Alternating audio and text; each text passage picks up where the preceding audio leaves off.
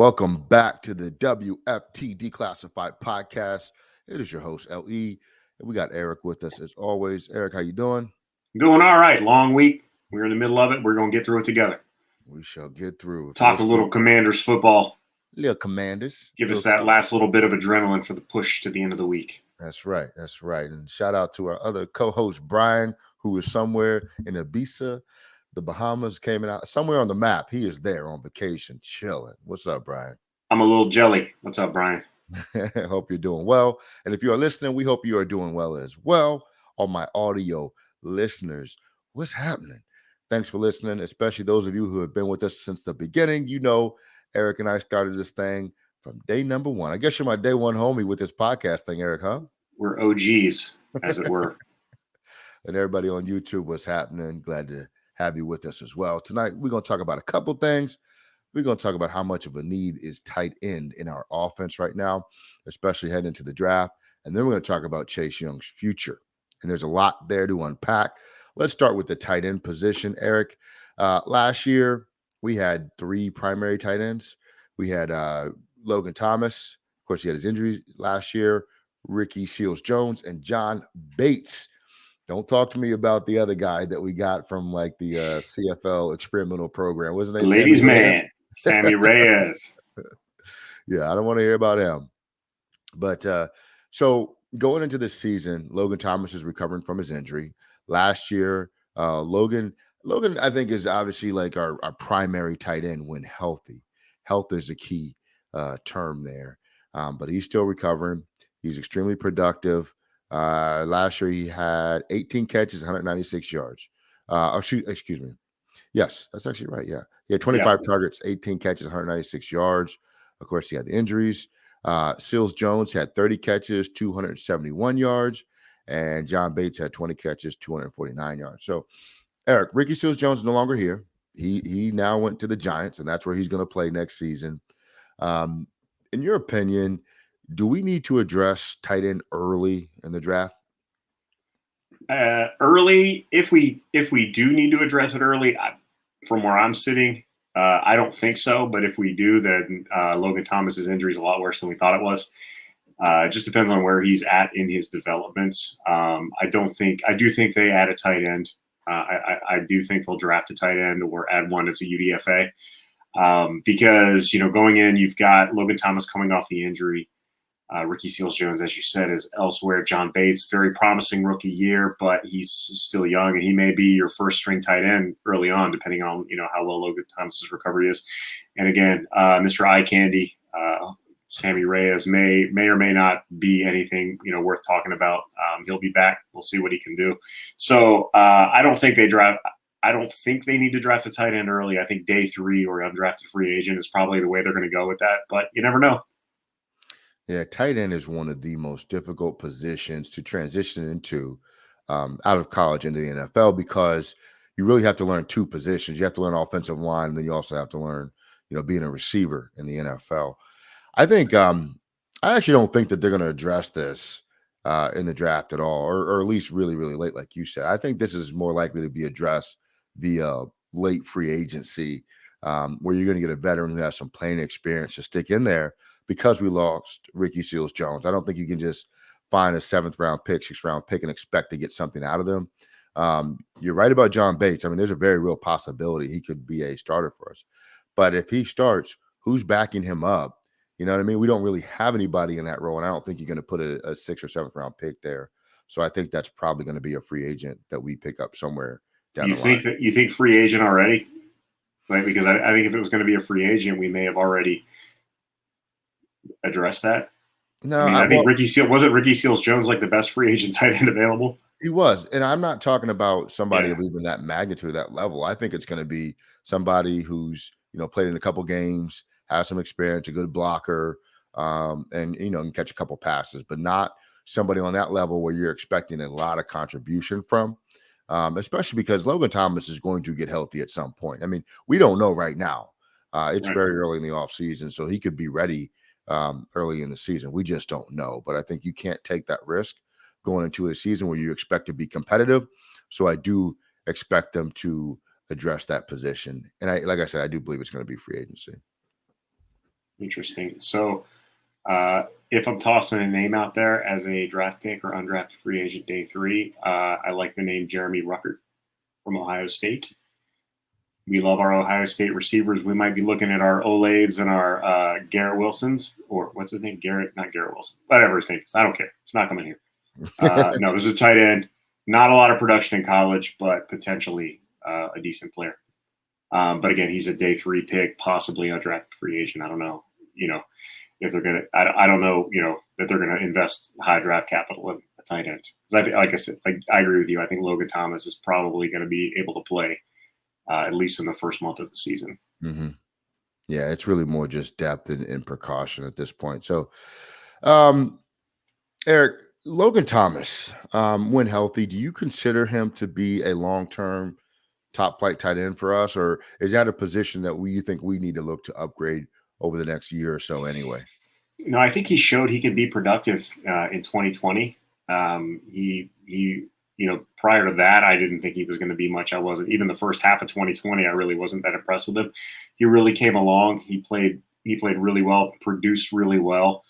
Do I think he's ever going to be a top 5 George Kittle level tight end? No, but I think he's everything we need as a tight end. He can block, he can catch. He's a good route runner. He's super athletic as long as the knee holds up. So I think he can be a reliable target near future for sure. Next 2-3 years, absolutely. I think he can be a quality tight end for us. I think you can upgrade from him if there's somebody there who, if you have the opportunity to, trade for George Kittle or Travis Kelce or somebody like that, sure, go ahead and do it. But I don't know that you're going to draft somebody that's going to come in and instantly be better than him. I think John Bates's long-term projection could be at Logan Thomas's level, but he's maybe a year or 2 away, which would be right about the time that we would have Logan Thomas. Yeah, one of the big reasons that I'm pretty adamant about updating this position, I think Logan can be a starter for us for the next couple of years, but Carson Wentz is a tight end guy when it comes to his pass and attack, and can we have John Bates and Logan Thomas in the game at the same time? Is that going to be a productive enough pair of tight ends for us to match what Carson Wentz likes to do from an offensive perspective? Of course, this assumes that he's going to be here over the long haul, which I'm fairly convinced about. But tight end is such an important part to him being successful. So Logan Thomas has to be on the field for that to occur. John Bates, I was very pleased with what we got out of him, but what does he look like as tight end 1? I am very high on John Bates. Going to be completely honest with you. I actually really like him. The more I watch him, the more I go back and look at the stuff he did. I'm really excited about what he can be. He can end up being a very good tight end for us. He could be a top 10 tight end in the league. I'm convinced of that. And this is now on the internet, so you can come back and burn me for it in 5 years if he turns out to be garbage. But I'm a really big fan of John Bates and what he can do at tight end. I think we really found the gem in that pick. Top 10? I think he can honestly be, maybe not next year. I think he's still got some growth, but from what he showed blocking from day 1 and his evolution in the passing game last year, I got no complaints with him. I think, maybe speed is probably his. He's not ever going to be the fastest guy, so I don't think he's ever going to be at that Darren Waller level, of like wide receiver playing tight end. But no, I definitely think he can be a very, very productive tight end, especially with Carson Wentz at quarterback. As much as he loves throwing the ball to tight ends, like I'm a big, big believer in John Bates. Okay, that's hard to be mad at that. That's the collective reaction of the entire internet right now. Is what you just said. Okay. Right on, guy. Whatever you say, man. Yeah. Look, I liked him. I was encouraged by what I saw. But the one thing I think that's going to hold him back from getting to that upper echelon of tight ends is athleticism. I mean, he's not, especially like unathletic, but he's just not in that tier of super athletic tight ends from what I've seen so far. And that's sort of where that position is going. So, to project him to be in that category, I'm going to go when you say that, I think of like Chris Cooley level though. I mean, Chris Cooley was never the most athletic tight end either. He's not the biggest, fastest guy. He was told by multiple coaches he was nothing more than a special teamer coming into the NFL, and he turned into something. And I think Not that I don't know that he's going to have that kind of production, but I don't see why he couldn't. I mean, Cooley was never the best athlete as a tight end, but he was very productive. I think Bates can be the same way. Different NFL, but I hear you. I hear your point. Same position though. It is. It is.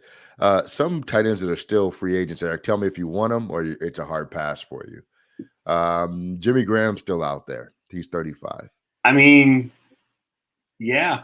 As a one year player, if Logan Thomas isn't ready, I think you could do a lot worse than Jimmy Graham catching passes. He's still 6'5", right? He sure is. Yeah. I'm sure you could find a role for him. Right. Yeah, I'm not breaking the bank for him. I'm not giving him, multiple years and 7-8 figures, but why not? Yeah. Yeah. What about Ebron? Eric Ebron from Pittsburgh. Eric Ebron is an interesting case because that dude he's like on a different team every year, and I'm sure there's a reason for that. I think he stuck with Pittsburgh 2 years in a row. That was like the first time in his career he played 2 years in a row for a team. I just feel like there's a locker room issue there, so I would pass on Ebron. Okay. Unless it's just for a year. Yeah, that's what I'm thinking. I mean, not long-term signing. What about Kyle Rudolph? He's 32. 30. He's only 32. Crazy. Yeah, seriously, I thought he played with like Don Warren. It seems like he's been in the NFL forever. Yeah, Rudolph. I don't know. He played for the Giants last year, right? Mm-hmm. Yeah. So I mean, I give him a pass for production last year. Yeah, I could take a pass. I could go for Rudolph at a reasonable price for a year. Why not? Nah, not for me. I mean, like to your point, he's so beat up and he's been around. He seems like he's been in the league for like 15 years. Yeah, you're just not going to get anything. I was actually surprised that Jimmy Graham was 35. Honestly, I thought he was like 32, and Rudolph is 35. Now, Jimmy Graham to me feels like he's been around forever because I feel like he was around like at the end of Tony Gonzalez's career or something like that. Yeah, they kind of overlapped, and he's, but he was also productive from day one too. Yeah. Absolutely. All right. A couple other names for you.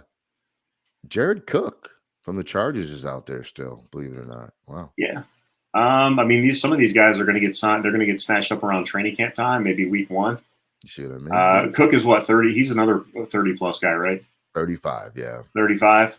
Yeah. I mean, I don't know. I honestly don't remember him. I know I had him in fantasy for a couple of weeks last week because somebody got hurt. And I wasn't thrilled with him. So no, just because of my fantasy experience. Yeah, I mean, it's hard to count on a 35-year-old tight end. It's probably going into his 36-year season to give you much of anything at this point. But I'm gonna throw one last one out there. And this is not it, but Jesse James is out there. He's only 27. I think he was with Pittsburgh for a while. Yeah. He's only 27. I think that's something you could take a flyer on. The name I'm going to give you though is Derek Carrier. You remember this guy from the Scott McLuhan days? Derek Carrier, gosh, yeah. Never played for us though. We traded like a 5th for him or something, right? Yeah, never saw the field. He kept getting hurt. Yeah. So no. Yeah, that's a hard pass. No. Yeah, no, thank you. Maybe we should trade for OJ Howard. Oh no. Because that's what fans have been saying that for like the past 5 years. Yeah. We should trade Deron Payne for OJ Howard. Like that was the swirling. David Njoku was the other one. And Njoku, was the Yeah. I don't know, man. Quite frankly, I'm good with Logan Thomas and Bates if he develops. Because if it's that crew, I think you need a third guy because I don't think Reyes is a viable option for a third tight end.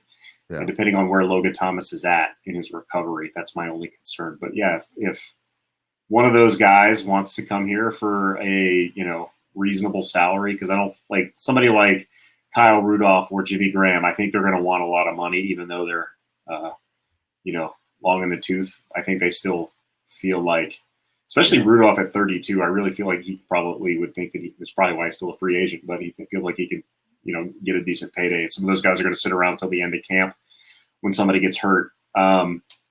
So yeah, I mean, I'm not opposed to bringing in one of those guys. I just, the price, the price is likely to come down or go up depending on injuries. Yeah, we'll see. Yeah, I don't know. Yeah. That's why I say wait till later in free agency and see what you can do there, because I think there's some bargains to be had.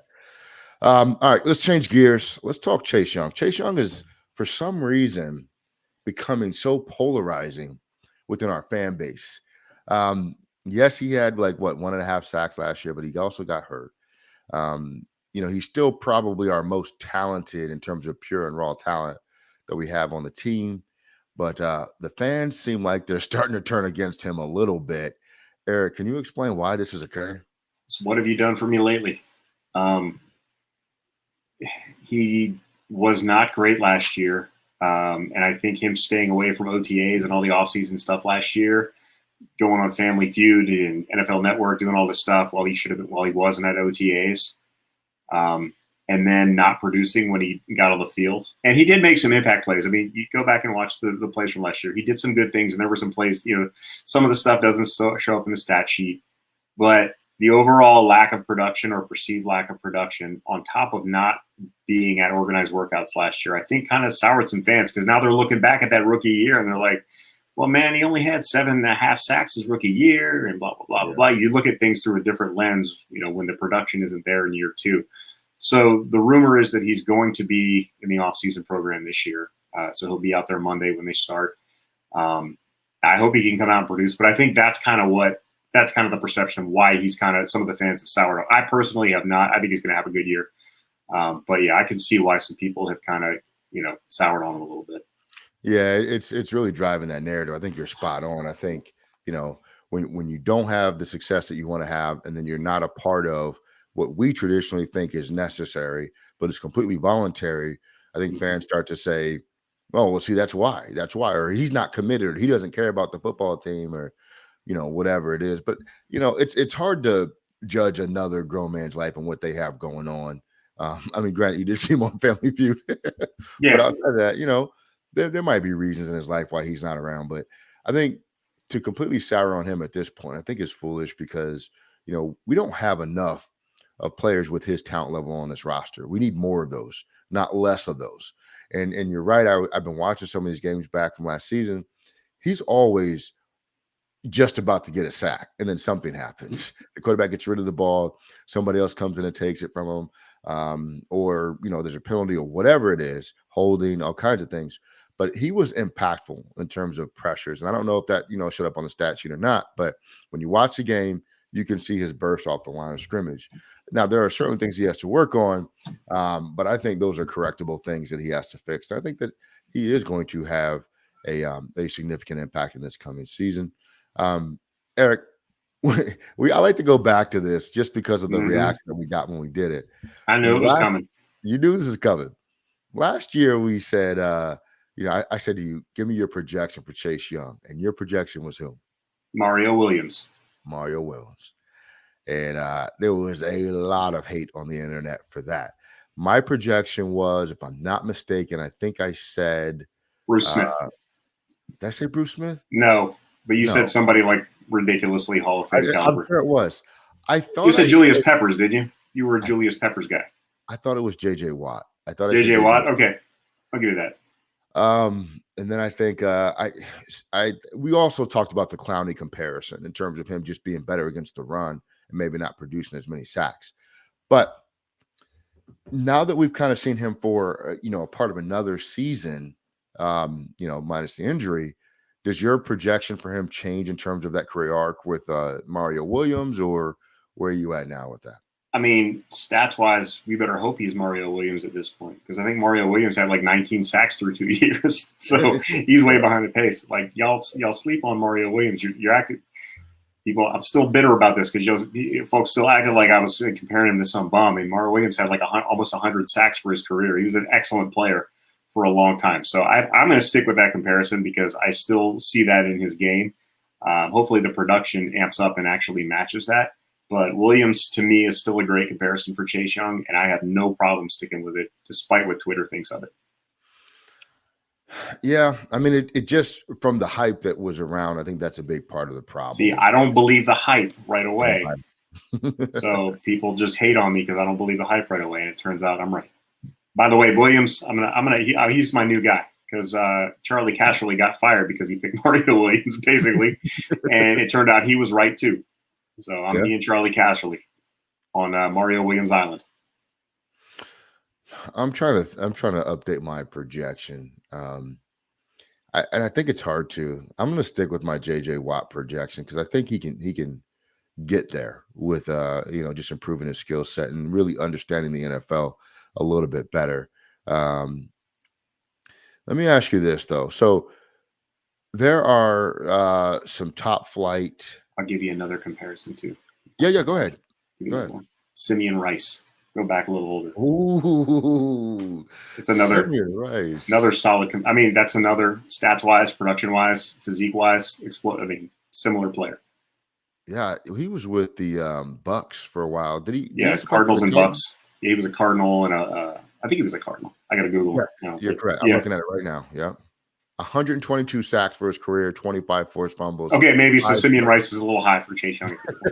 Honestly didn't know his production was that high. I knew he was a very solid player that doesn't get a lot of love like in today's NFL. He was great. He might have been the Mario Williams of his day. You know who I was thinking about? Javon Curse. And I haven't looked at his stats. But You know, Mike, I think Sweat is closer to Curse than just from the athleticism standpoint, like the speed, okay. the size and speed. Because I mean, I guess Young is close to that too, but Curse was just like pure like freak athlete. I think that was his nickname, right? The Freak or something like that. Yeah. Mm-hmm. Yeah. I feel like Sweat is closer to that, but I'm all right with Curse. 74 sacks. That just tells you how good Simeon Rice was. Dude, Simeon Rice was a beast. Is he in the Hall of Yeah, Fame? He should be. Yeah, I believe he is. Yeah, he's awesome.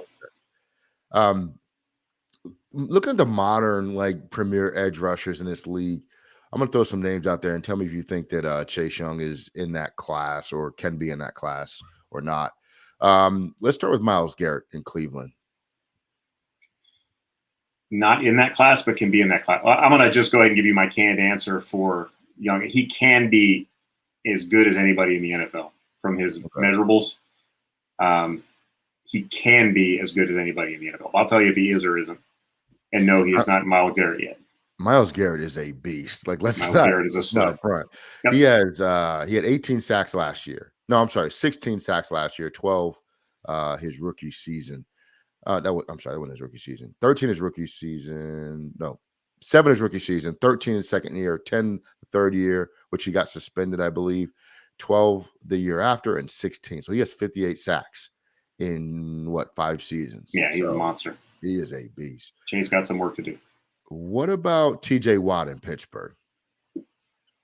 He's not as good, but he can be better than TJ Watt. He's not as good as TJ Watt right now. He's not at this level right now. You think TJ Watt is money? TJ Watt's great, but I think Young can't. Like I said, Young can be the best edge rusher in the NFL. He has the potential to be that. I appreciate. He just has to do it. Yeah, I don't know if he will or if he's going to be that good, but he can be as good as anybody. There's a reason why everybody loved him so much when coming out of college. He was a monster. Yeah, I agree. What if I told you TJ Watt already has as many sacks as Javon Curse had his whole career? Like Watt's awesome. Yeah, he's a monster. I might be underselling TJ Watt a little bit. I honestly haven't watched enough of him, but I think he's going to tail off because injuries are going to start catching up with him, just like his brother. 7 sacks his rookie year, 13 his second year, 14.5 his third year, 15 his fourth year, and 22.5 last year. And here's the best part about all of that for TJ Watt. Every year he's ascending in that sack total. So who knows? You see the jump, just like with Garrett, you see the jump of like first to second year, and we didn't see that with Young. And obviously he got hurt, but he wasn't on his way to 12 double-digit sacks last year. He was halfway through the season when he got hurt with a sack and a half. That's a great point. Yeah. Let's check out Nick Bosa in San Francisco. What do you think? Yeah, not as good, or he's not at that level yet, but can be. Yeah. Nick Bosa is actually not a bad comp for him either. Or actually, maybe Joey's a better comp for Chase than Nick. I don't know, but I think that, Chase can be that good, but isn't yet. Yeah, Bosa was hurt his second year. His first year, he had 9 sacks. His third year, he has 15.5. Yeah. And to your point, yeah, that might actually be right about where you would hope Young is through 3 seasons. So that's not bad at all. You brought it up, Joey Bosa. Yeah, I think it's a decent comp for Chase. And again, I don't think Chase is there yet, but he can be. Sheesh, Bosa's been balling too. No. Bosa's been injured, but he's been injured a lot too. Yeah. He just looked that good against us, I guess it was. But yeah. Who doesn't? Yeah, who doesn't? Yeah. He had 10.5 his rookie year, 12.5 his second year, 5.5 his third year. Those were injuries. 11.5 his fourth year, 7.5 his fifth year, and 10.5 his 6th year. So definitely been limited by injury, but he is a phenomenal edge rusher when healthy. So um, if he could be Myles Garrett, I would be absolutely just through the moon or through the roof, excuse me. But Myles Garrett is a different type of mental player too, and I think with Chase Young, we don't know what his mentality is yet, right? Because Myles Garrett is one of those football players that could have played in the '70s. You know what I mean? With those Pittsburgh He would have defenses. been much happier playing when the clothesline was legal. Yeah, Yeah, absolutely, absolutely. I mean, he does. He plays. He's got a really angry streak, fierce streak when he love plays. it. I I think love it. Chase Young has. I don't know that he plays as angry as Garrett because I don't think that's a place that not many people can get to. Yeah, Young seems to have a really strong work ethic, and I think he's an emotional player. yeah. I like Chase Young a lot. And I think he's going to have a very good year this year. I think he's double-digit sack year this year as long as he's healthy. You can book that right now. I think he's 11 to 13 sacks this year. Yeah. I don't think we're at the prediction point yet, but I'm gonna throw it out there anyway. No, I'll take it. And I do think he's, adhering to the conversations he and Ron have had in terms of developing his move set, really taking this whole thing seriously. And I think it's good to get humbled sometimes in sports. It helps you become hungry again. You find that passion as to, what started you in this thing to begin with. And when you come into the league so highly regarded, you win Rookie of the Year on defense.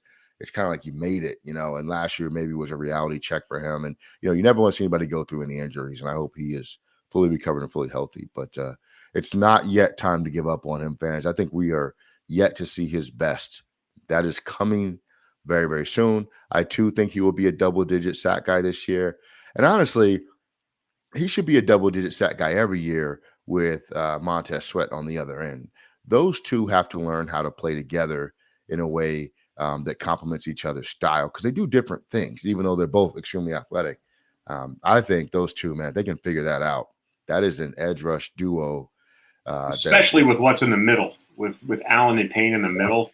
Yeah. You really, that pocket is collapsing on a regular basis. You guys should be able to get sacks. 100%. The quarterback can't step up, and you can get around the edge. Right. And maybe we'll finally get to see the reality of Bruce Allen's vision of 4 first-round draft picks on the defensive line and what that could mean for our secondary. So I am thoroughly excited for what we're going to get out of that position this year. Eric, Montez Sweat, Chase Young, the higher ceiling is Chase Young, correct? Yeah, that's not to sell anything short with Sweat, but yeah, I think Young has a higher ceiling. I think Young has more potential. I guess that's the ceiling is higher. Yeah. How wide is that gap? How wide is that gap for you? I don't think it's that wide. Sweat is a premier pass rusher in the league. He can be a top 10 pass rusher easily. Like he could be the guy on any other team, or pretty much any other team. He would be their best option. So, yeah, I think Young could potentially be the best pass rusher in the NFL. Sweat could be in the conversation among the best pass rushers in the NFL. And this is, again, potential. I'm not saying either one of them is there right now, but the potential is there for both of them. Absolutely.